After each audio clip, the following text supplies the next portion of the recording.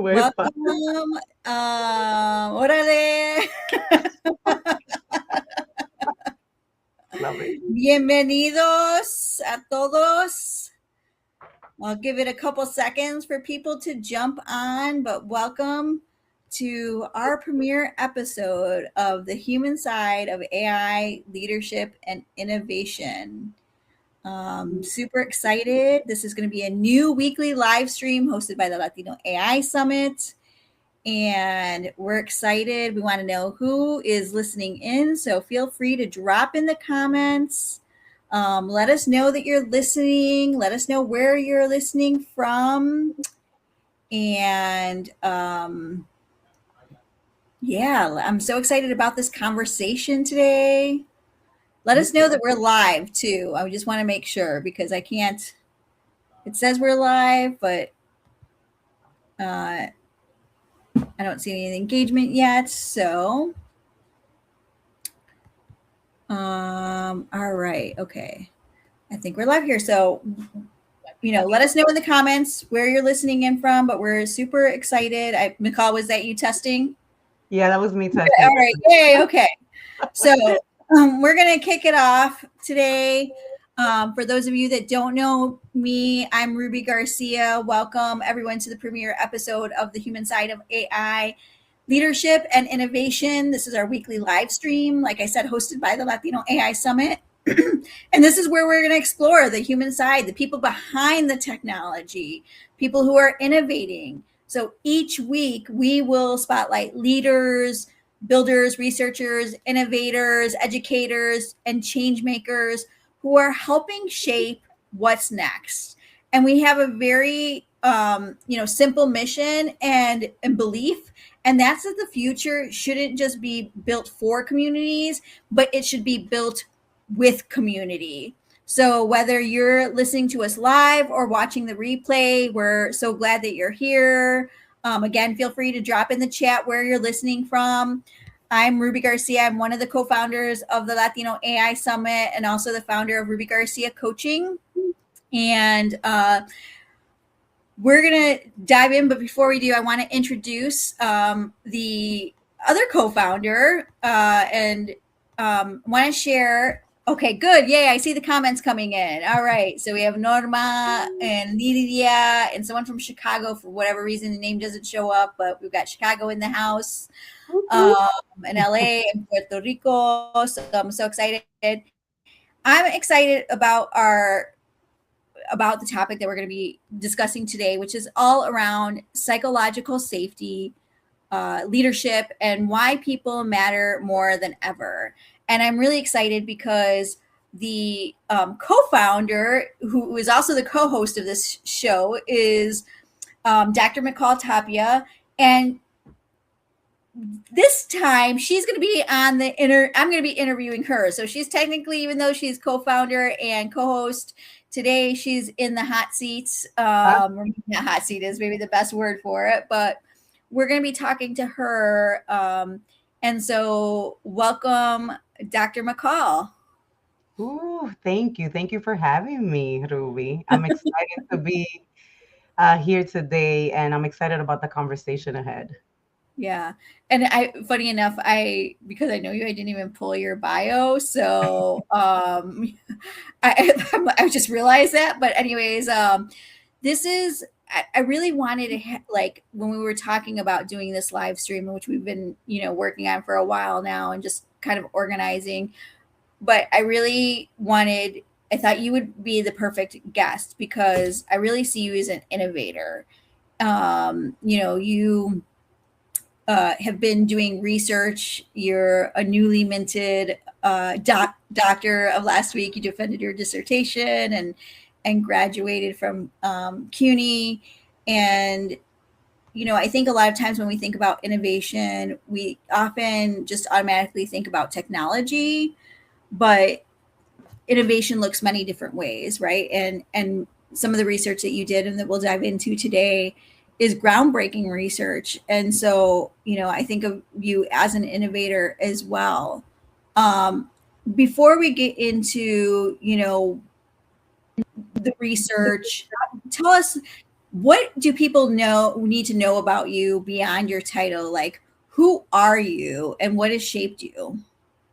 Oh, thank you for that beautiful introduction, Ruby. And beyond the title, first of all, I am still getting used to saying Dr. McCall, by the way. It just still feels surreal. I'm still processing it. But beyond the title, what I want people to know is that I am a first generation Dominican American, born and raised in New York City. I have to say the New York City part, you already know. I am a daughter of immigrant parents who came to this country with nothing but faith and a willingness to work harder than most people can imagine. Um, One of my most prestigious titles is that I am a mom of three boys, ages 5, 6, and 22. That takes a special kind of resilience, by the Oh, for way. sure. I have a college graduate, a kindergartner, and a first grader all at the same time. Um, what else do I want you all to know about me? Oh, I'm a Knicks fan. Woo woo. Okay. Yeah. I feel like this year has been like everything coming together, right? Like me defending my dissertation and becoming a doctor, and then like the Knicks finally winning, and also, you know, the fact that we've launched some of the most meaningful work of my career. And I think that, you know, like I have been waiting my entire life for all of that, and it's been worth it. The last thing I'll say, I have to say this, is that I also have pigs on my mom's farm in the Dominican Republic, one of which I name Rui. So y'all, I have a pig named after me that I ask for pictures from sometimes, and I'll ask, "How's Ruby?" I love it. Yeah. So that part of you is, I know, such an important part. Going back to the DR and visiting and really like immersing yourself there too, and not forgetting where you came from. I'd love to know from you. You've been working on. Um, well, I'll let you tell us. I would love to know. So you've just gotten through your 3-year doctoral journey. You've been doing a lot of research. I would love for you just to share with us more about the research and the work that you're doing. Like I know the topic of psychological safety, but tell us, like, what about that topic and what about the work and what even led you to pick this particular topic to research? Yeah, no, that's a really great question. So where should I start? Okay, so I've spent most of my career being one of the only ones or the only one in the room. Okay, the only Latina, sometimes the only Afro Latina, the only person of color, and for a long time I was seen. Okay, people trusted me to do the work. Um, they relied on me to deliver, but when it came to leadership, to being elevated, and to be seen as someone with a vision and not just an executor, that was a different story. Mm-hmm. So, you know, because I didn't have mentors, I had mentors, but I didn't have mentors who looked like me. I didn't really have too many sponsors. Um, I didn't have representation. Um, and I watched how people of color were treated, you know, how we had to constantly prove ourselves in Mm-hmm. ways that our white colleagues did not. Um, this always just like made me ask a question, right? Mm-hmm. And I think a lot of our listeners, in community can probably relate to that, right? Of being the only one, of feeling like you're working super hard, you're not Mhm. getting the same opportunities as others. so this was, it sounds like was a lot from your own experiences too. Absolutely. And I think, what I know now, that my research helped me understand is that what I felt in those moments was not weakness, right? It was the weight of walking into rooms um, that have never been designed with someone like me in mind, right? And I think that takes so much mental capacity, right, to overcome that. It takes validation, it takes coaching, it takes community, um, and it takes time to finally be able to say to yourself, I belong here. Uh, Mm-hmm. they need me. My perspective, my lived experience, my story, that is exactly what this room is missing. And that is something that I have only recently begun to fully embody. I'm still embodying, trying to embody that. And because I know I'm not the only one, I know there are people out there, right? Like you said, carrying heavier burdens than mine, people with stronger accents, right? People with fewer resources, with less community.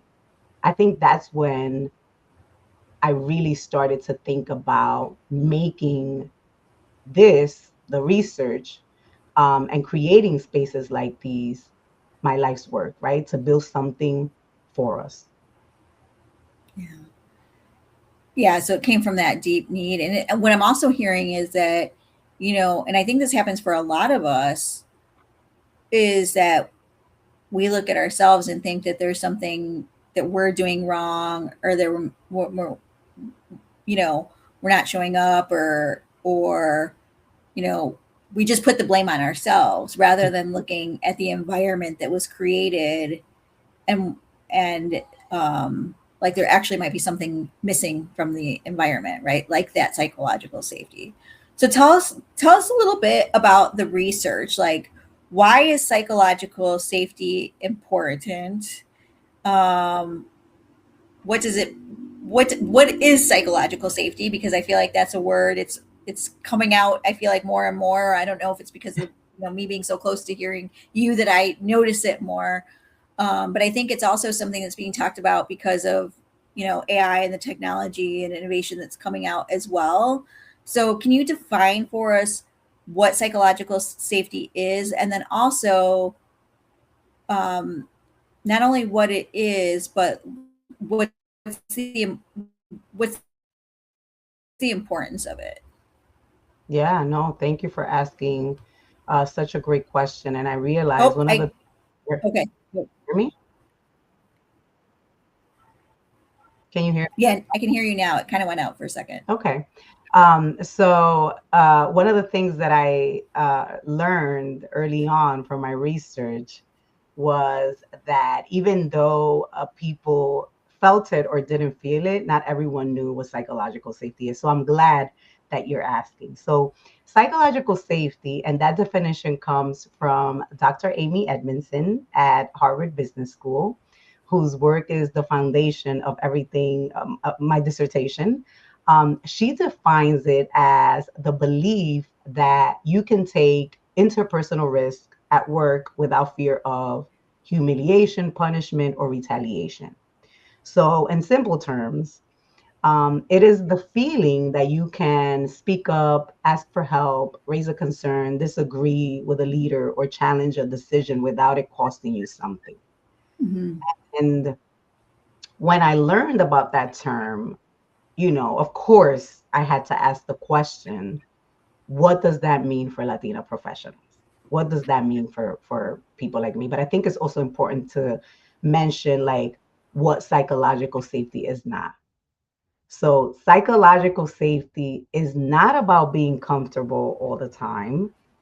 It's not about avoiding hard conversations. And it's not about, just recognition or like, having a pizza party at work, right? Real psychological safety is when the difficult conversations happen and people still feel respected. So here's where my research comes in. psychological safety has been studied for decades. And like you said, this term is like, being thrown around a lot. But nobody had ever centered the lived experiences of Latina professionals. So there was zero research specifically focused on us. And, that gap for me was personal because I knew what it felt like to navigate workplaces where psychological safety was theoretically available, but not equally accessible depending on who you were, what you looked like, what language you spoke at home, or how you carried, that identity into the workplace. So we're going to get into it more, but, the survey brought up the experiences and the voices of 145 Latinas across the US. And in their own words, many themes came out.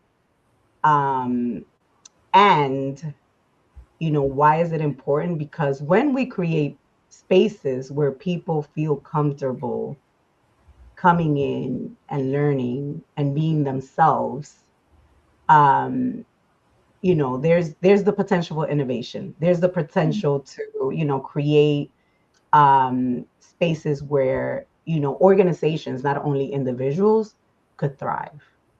Yeah. I said a lot there, so I'm going to let you come in Yeah. here. No, I mean, and there's research out there, existing research out there that shows that the number one predictor of innovation is psychological safety. And Exactly. so without psychological safety, you can't have innovation. And I would love for you to dive into a little more of your research, because I know one of the things that I was fascinated by, um, and let me preface this by I was actually on Dr. McCall's dissertation committee as a non-academic member, so I've witnessed her journey over the last 3 years and was able to read her dissertation and learn from it, and then able to sit in while she did her presentation and defended her dissertation. So one of the things that really struck me in your research was a framework that you actually created, based off of your learning, and that had to do with self-silencing. Hmm. And so when I think about innovation, right, we know that psychological safety is the number one predictor of innovation. And then I learned about, through your research, how Latinas self-silence, and it made me think about, like, well, what does this mean when we have certain populations that are self-silencing and innovation? Can you tell us more about the self-silencing gradient that you discovered, and what were some of the surprising parts of the research? Yeah, there's so much to share. But if we start with the silencing gradient, that was one of the things that I discovered, like discovering that speaking up is not just one single act, okay? It exists on a spectrum of risk. So, what I mean by that is, like, when I looked at the data, and I looked at the different ways that people spoke up, sharing an idea scored, a high. It was like a 3.5 out of 5. Asking for help was another way, to speak up. And When that you was say scoring high, you mean it was like it was easy for people to do, or it was difficult? It was easier. It was Okay. easier, yes. So, sharing an idea, asking for help, those things came high on the spectrum. And what I mean by that they still felt relatively safe. But Okay. then um, raising a concern dropped, right? It started dropping. Expressing disagreement started dropping even more. And challenging a decision that is wrong, dropped even lower. So, that pattern, that drop, I named it the silence gradient because here's what it tells us, right? Someone can feel safe enough to contribute, but not safe enough to challenge. And you can have a team that looks engaged on the surface, but if people cannot push back or name a problem or say, I think we're making a mistake, I think you are missing the most important kind of voice, right? Mhm. And then for Latina professionals, uh, that gradient is even steeper, right? Because the calculation is not just professional; it's also personal. And when I say personal, I think that it is shaped by identity. It is shaped by, it can be shaped by accents. It could be shaped by cultural expectations, right? Like it could be shaped by the fear of being stereotyped, and the exhaustion of like wait of wondering, if I speak up, will I be seen as a leader or will I be seen as a problem? So, throughout the research, I noticed that, this is not like a one-time experience, it's a pattern. Yeah. Mm. So And it sounds like, let me just, it sounds like, so of those 145 women that gave you the research, the issue of like Latina speaking up in itself, when it came to some of the things that you described, asking a question, asking for help, maybe voicing an opinion that was non-threatening, that is, we do that really well. But when it comes to high stakes situations where there might be more risk involved, that's when we tend to self silence and pull back. And what I'm hearing you say is, but that's what we actually, those voices are the ones, that's the time we need to be speaking up even more. Right. absolutely. And, the silence gradient is just what you said. We are navigating and weighing the risk of, speaking up, and the things like you said that matter most, that make an impact, that bring in like our innovation, are the things that are we are seeing as high risk, Yeah. in order to show up and speak up about. So that was fascinating. I know that you asked about one of the things some of the things that surprised me, and I want to share a finding that I have to share because it challenged even my own assumptions. And that is, going into this research, of course, my positionality is an Afro Latina. And I thought Afro Latinas would report feeling significantly less psychologically safe than white passing Latina. For some reason, because our skin color, because of the way that we show up and we're perceived, I thought that. And guess what? I was wrong. I was totally wrong. It seemed that, the research I showed that was very surprised by that research. So that tell us that more about that. What do you think factored into um, what do you think factored into that? in my opinion, okay, I think that white passing Latinas probably hold, um, feel less psychologically safe in spaces because they have to, I guess, mask more. Because a lot of times white passing Latinas are not seen as Latinas because of, their skin color. I feel like they feel that weight of having to assimilate, having to mask more, having to kind of like code switch more because they're expected to be, show up differently. So I feel like there's more research that needs to be done there, but I thought that was fascinating. And I think that is one of the most important takeaways from this entire study, honestly, because it just shows that even within our communities, we make assumptions about each other's experiences. We think we know, Mhm. and that the data reminded me that intersectionality is complex, and that identity does not operate in one straight line, and that even as a Latina researcher, right, studying Latinas, I had things to learn myself. So I think that's an important lesson to learn here. Like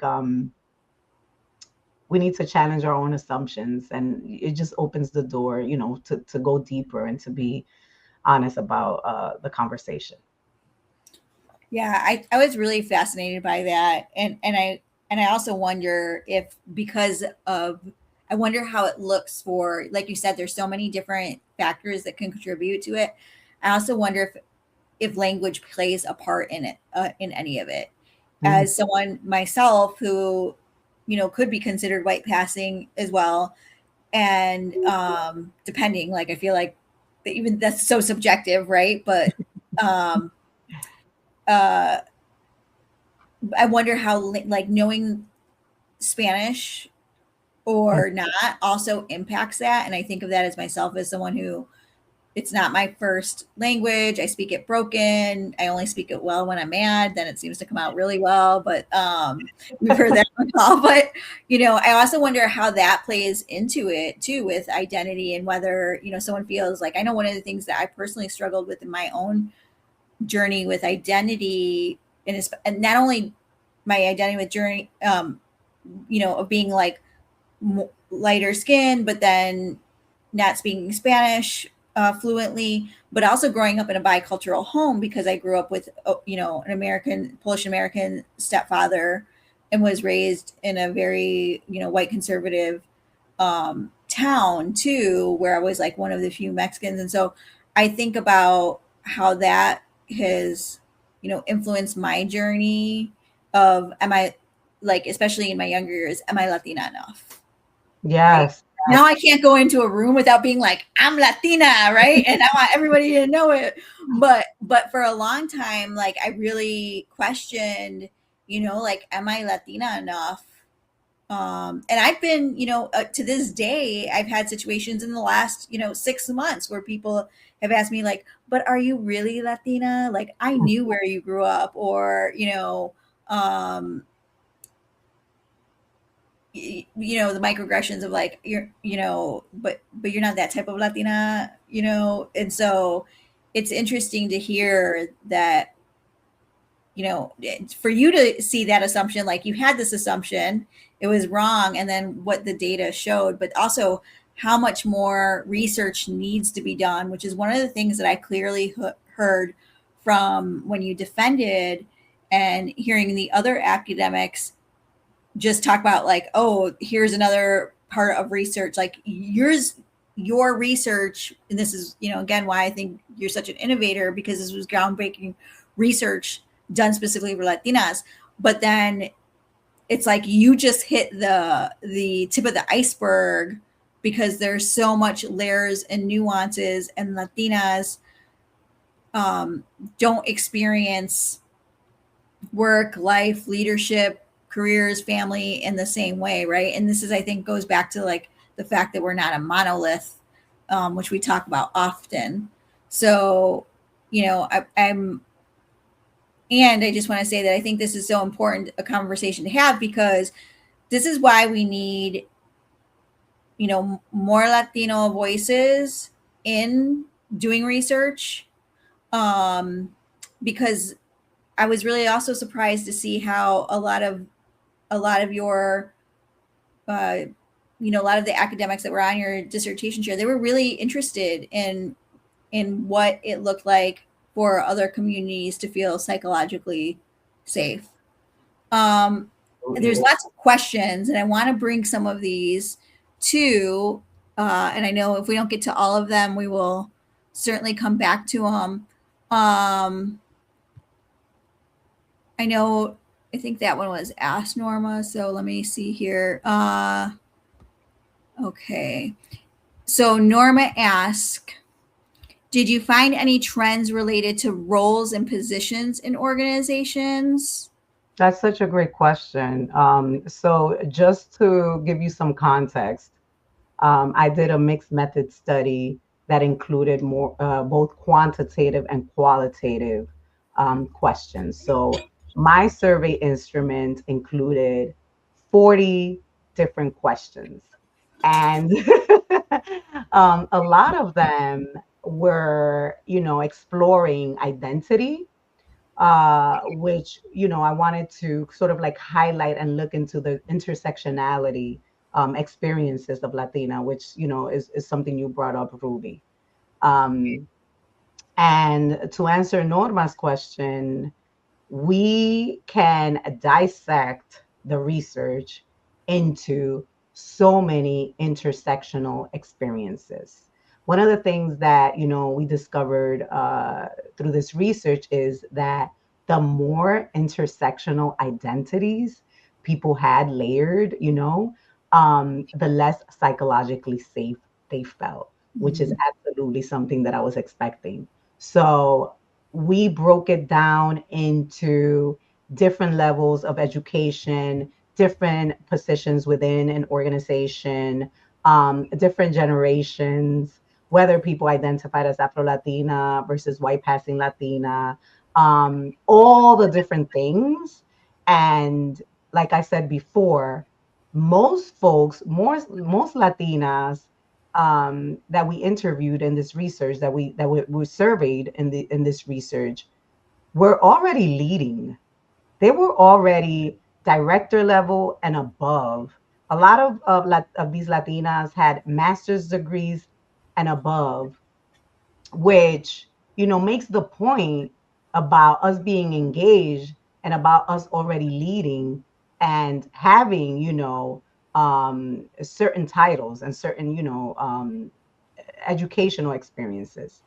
And the fact that these Latinas were still struggling with Mhm. psychological safety, goes to show that the issue is not, individuals or, all about our identities, is more about the systems and the structurals, um, and the barriers that are there that are not allowing us to feel psychologically safe and also, advance in organizations. Yeah, and I feel like you tied that in perfectly because Ed says he's an ally and a mentor at the Miller Center for Global Impact at Santa Clara University and a founding member of the Unconscious Bias Work Group there. Um, Unconscious implicit biases are automatic mental associations that influence how we perceive, judge, and interact with others with our conscious awareness. So the most important takeaway is that implicit biases operate beneath conscious intention, often contradicting our stated beliefs and values. They arise from long life exposure too, and then I think it got cut off there. But I think that this is, and I brought that up because there was also a question, and I think this ties into it. Ed, thank you for your, I think, such important work that you're doing. And implicit bias is a big piece of, I think that's a big piece of this conversation too. And I know that's something that you also speak on and teach and facilitate sessions on, Dr. McCall. And one of the other questions, and I think this is going to tie into it, is Lydia asked for clarification: did the research show that this was due to self-covering or due to being perceived white? Which is such a great question. That is such a great I don't know if you. question. We didn't get to dive into that as much, but we did discover certain themes of, why people, felt a certain type of way, or, why they had high levels of psychological safety or not. And it was tied directly to, leadership, mentorship, organizational support. All those things were tied into why individuals felt psychologically safe or not, and this was across the board for both white passing and Afro Latinas. Yeah. What do you think that most organizations or leaders get wrong about psychological safety? Oh, that's such a great question. Um, I think that is it's an individual issue. Okay, and I hear that all the time because I also experienced it myself, right? Like, she needs to speak up, she needs to be more confident. She needs to advocate for herself. And through my research, I think, it's very clear that psychological safety is shaped by workplace conditions, not by individual confidence. All right. When someone does not feel safe to speak up, the question is not what is wrong with them. The question is what is wrong with the environment they are in. And I think this is important because through my research, I realized that support and inclusion were the strongest predictors of psychological safety in my study. So Mhm. it wasn't personality, it wasn't confidence, it wasn't seniority, right? Um, when Latinas felt supported and included, safety went up. And when they experienced systemic barriers and bias, safety went down.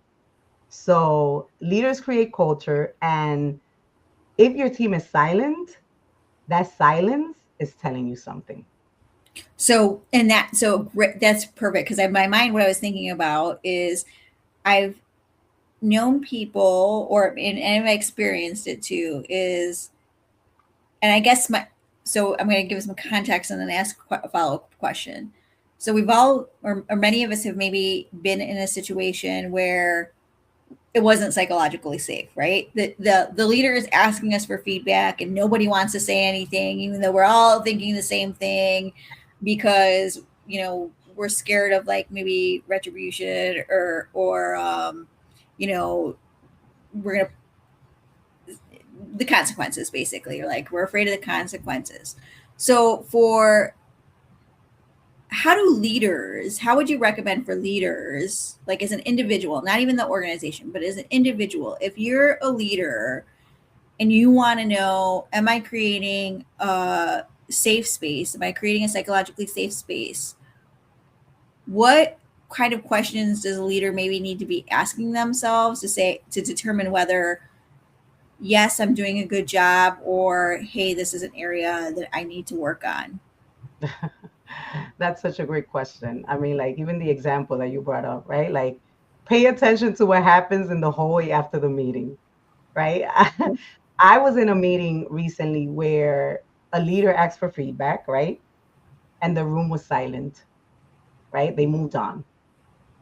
And the moment everyone walked out, the hallway was full of opinions, concerns, and, people had ideas that, never made it into the room. So I feel like that is one of the signs, right? Like when the real conversations happens outside of the room, that means you have no psychological safety or little psychological safety inside the room.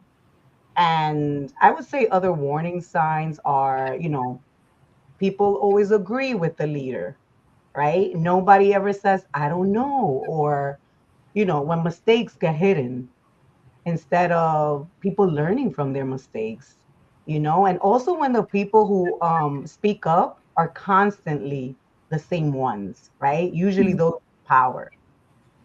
Um, Also, and this is important, mentorship was a protector of safety in my research. I forgot to say that. So when Latina professionals had mentors, safety went up. And again, when they experienced bias and systemic barriers, safety went down. So I would say if you're a leader and you are not actively mentoring and sponsoring people from underrepresented communities, that is a warning sign too.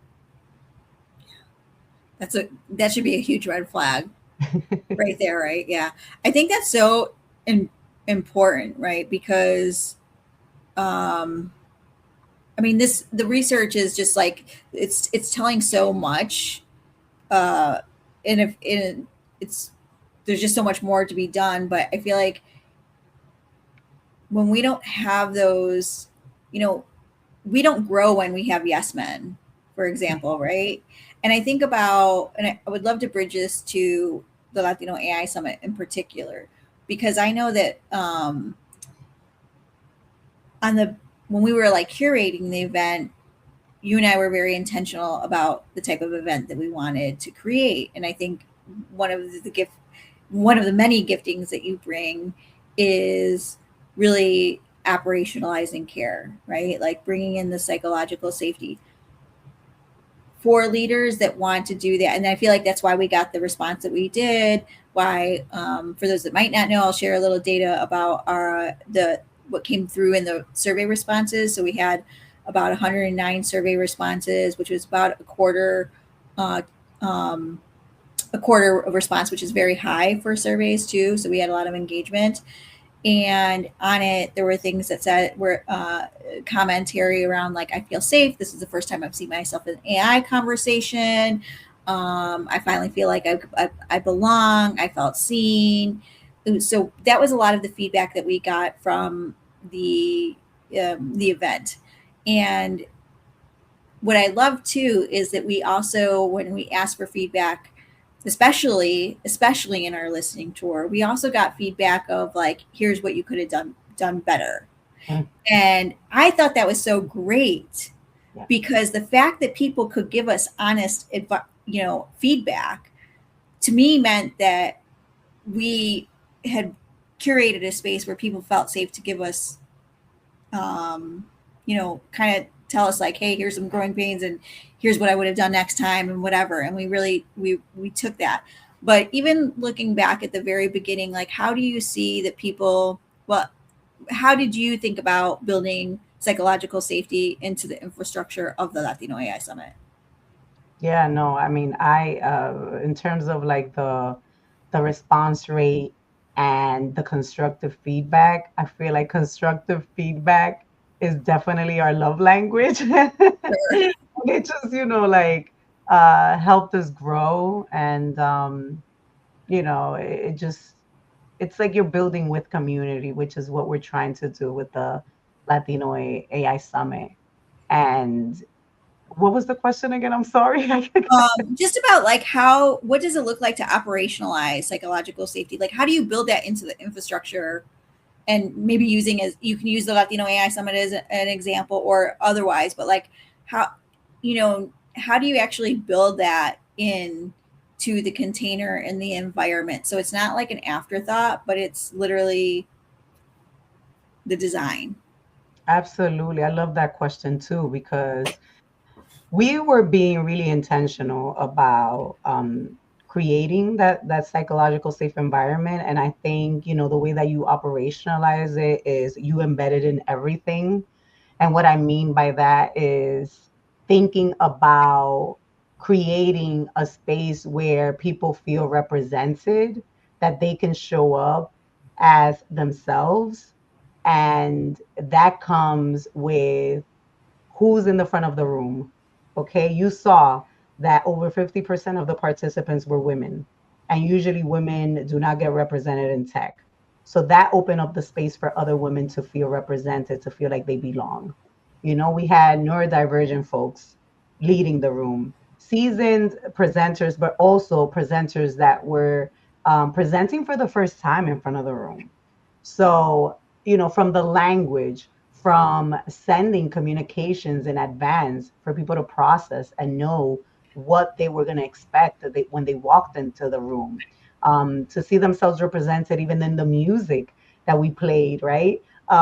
Before we stepped into the room, to see us, two women, two moms, a woman of color, a Mexicana, American, Dominican American leading in spaces like these. I think all of that said a lot without us even having to open our mouths. So, um, you know, the things that we needed to see while growing up or while we're stepping into the room, the diversity, the intersectionality of experiences, experiences, when you put all that into a room and into a process, um, in my opinion, it just opens up uh, it fosters the psychological safe environment. And asking, right? Like we were building in public, we were asking people to build with us, we were asking in different ways for feedback, whether it was through the surveys, anonymous surveys, so people can feel safe, saying the things that they probably didn't feel safe saying into our faces, right? And creating rooms where we went in and we were specific about asking questions as well. All of those things, in my opinion, foster psychologically safe. And you know what? It worked. Okay, almost It did 500 work. people showed up. over 100 people felt safe giving us, their feedback. And we created space for people to continue these conversations and to build, additional spaces beyond the summit. Yeah.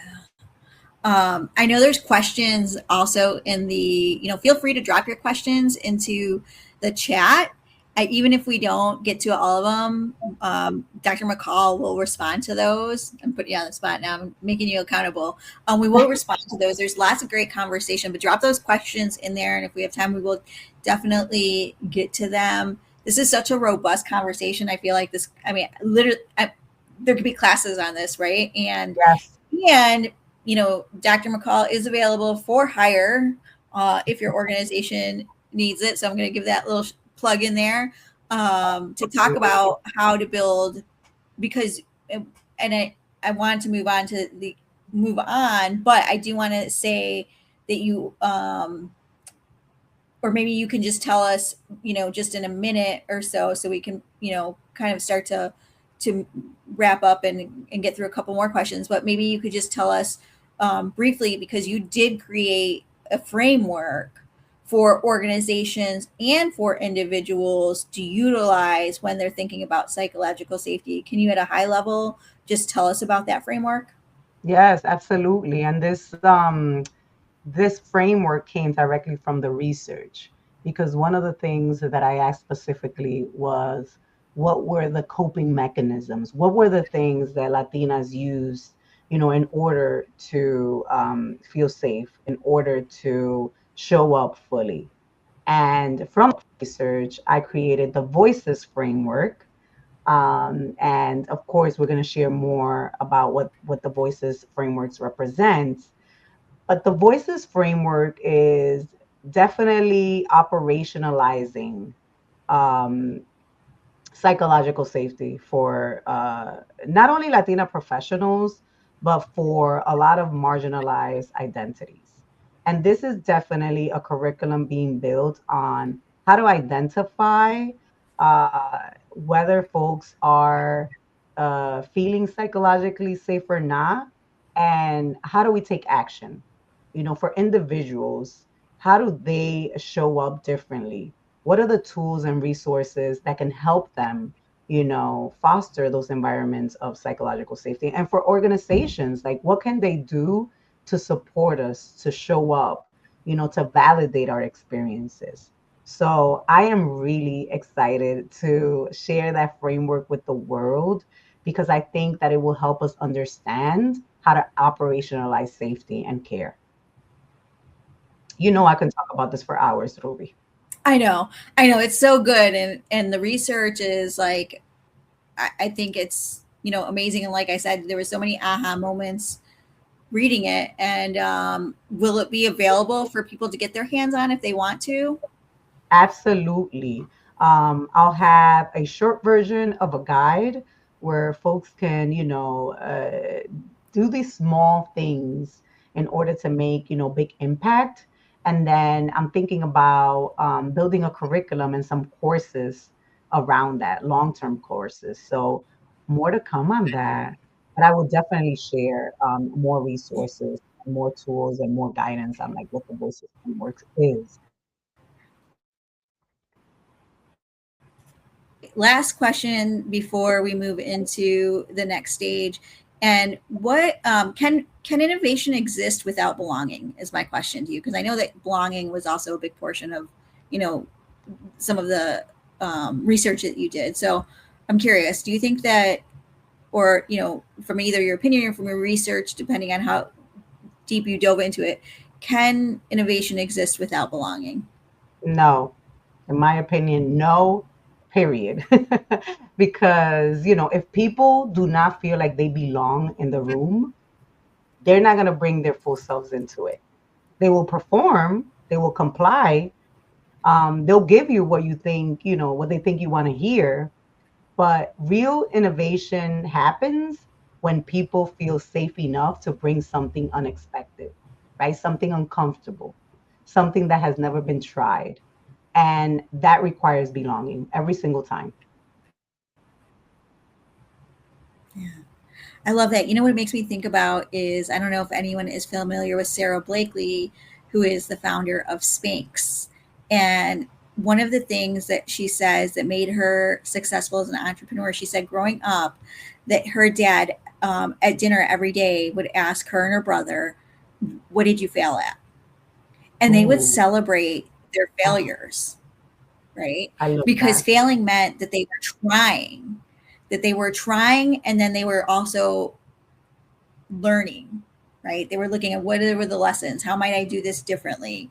Um, what could I have done differently? Like creating self awareness. And I feel like so often we're only rewarded for the wins and then the successes and the highlights, but how much is there to learn from the failures? And so I feel like part of that fostering psychological safety is creating a culture where you give people not only give permission for people to fail or fail forward is what I like to say, but also giving them permission to but also giving them the opportunity to celebrate those failures. Absolutely. That's one of the exercises that I recommend for organization to have an award for the mistake award, the mistake of the week award. And Yes. that is definitely, a way to reframe, right? What Mhm. mistakes. I love that.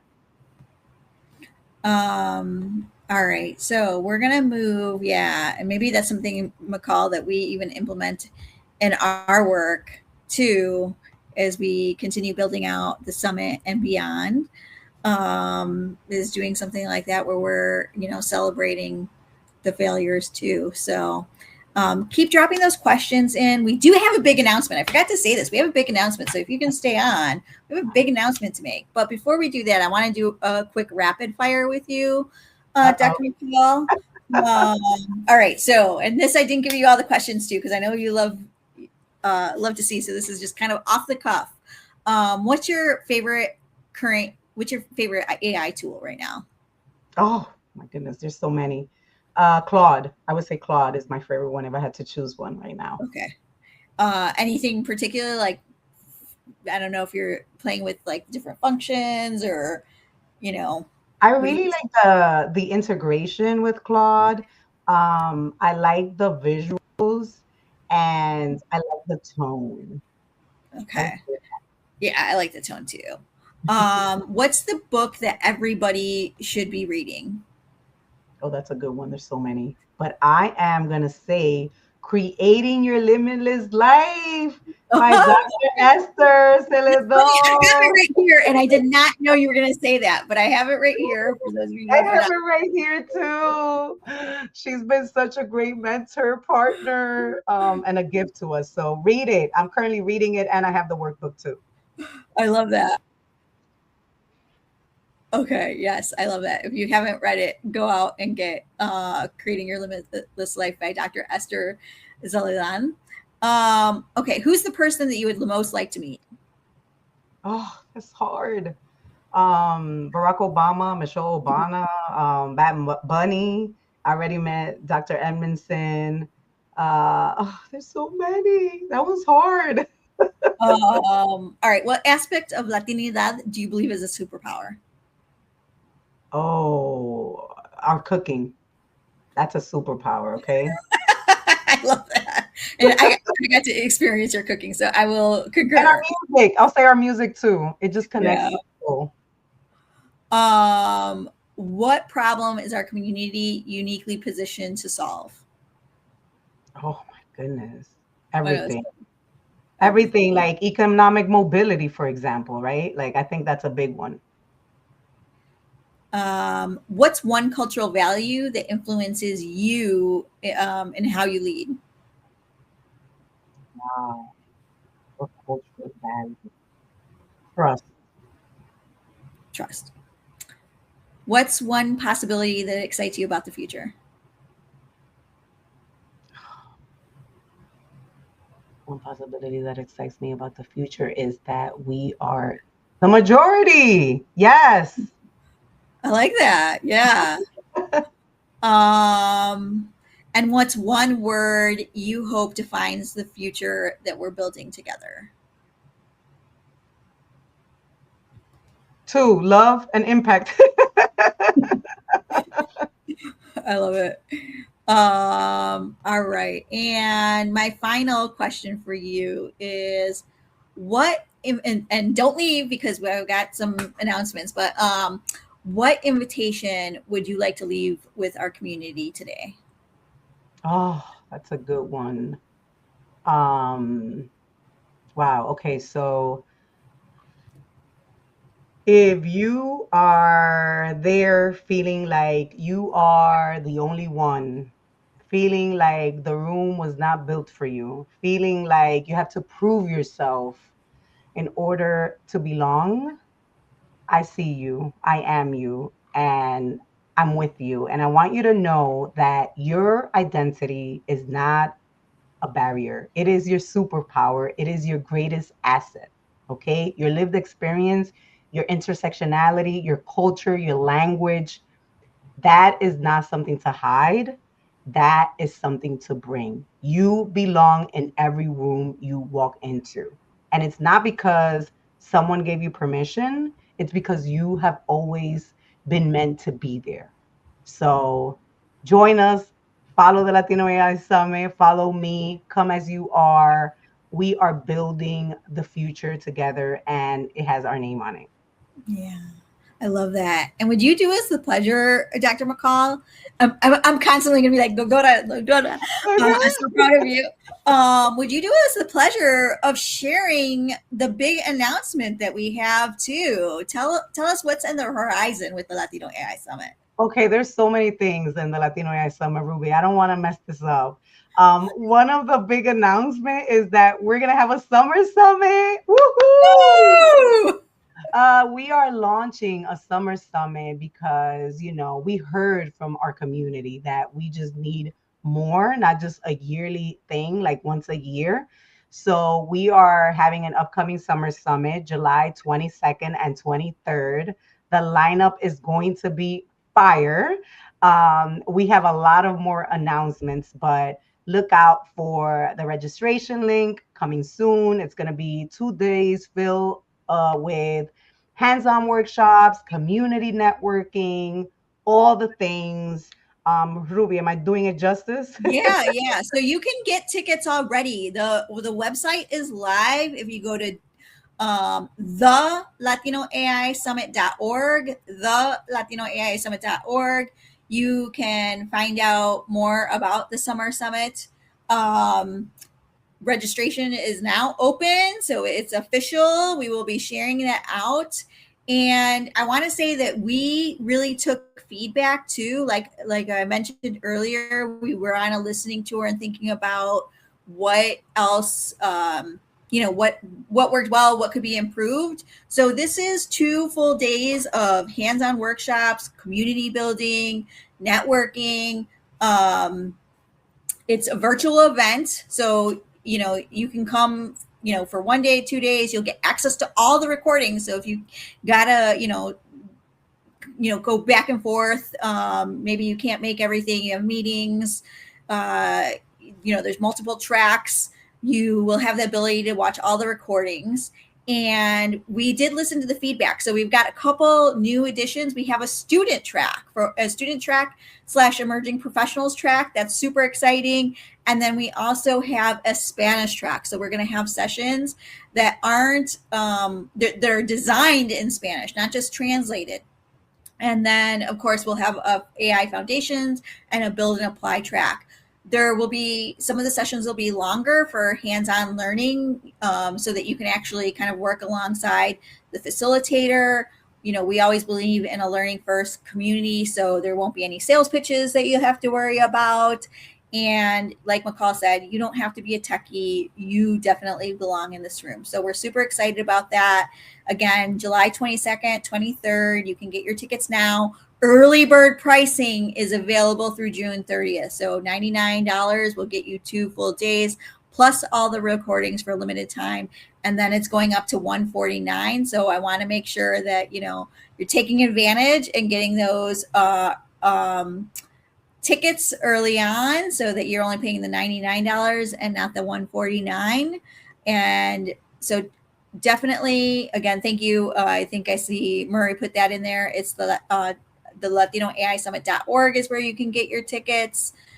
Please tell your friends, we want our community to be leading in this era of AI and emerging technology. We have so many awesome things planned. Let me just say, so many awesome things are coming down the pipeline. Actually, it's hit us quicker than we thought all of a sudden. So this next summer summit is going to be fire.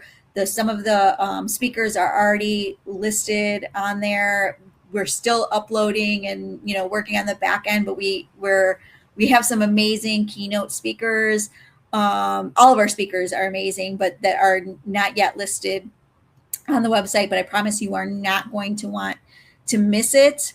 And we just want to extend an invitation to organizations that want to partner with us and that care about workforce development, digital equity, AI literacy, leadership development, creating pathways to to AI and emerging tech. So if you belong to a company or an institution or an organization that really believes in expanding access and helping communities participate in the future of work, then we'd love to have a conversation with you, connect with Dr. Michal or I, and we're happy to have a conversation with you. And I just want to say, first of all, I want to say, Dr. Michal, thank you for sharing your expertise and your brilliance with us. I'm, I absolutely adore you, not just, as a co-founder, but as a friend, as like hermana, and I'm so grateful for the work that you have done and will continue to do in this area of psychological safety, and how it also will, what's coming down the pipeline too. I'm excited about some of the innovation that you'll be up to, continue being up to. Ruby, thank you. Thank you for having me. Thank you for giving me the space to share with everyone. And I just want to thank everyone for joining us for the conversation. Yeah.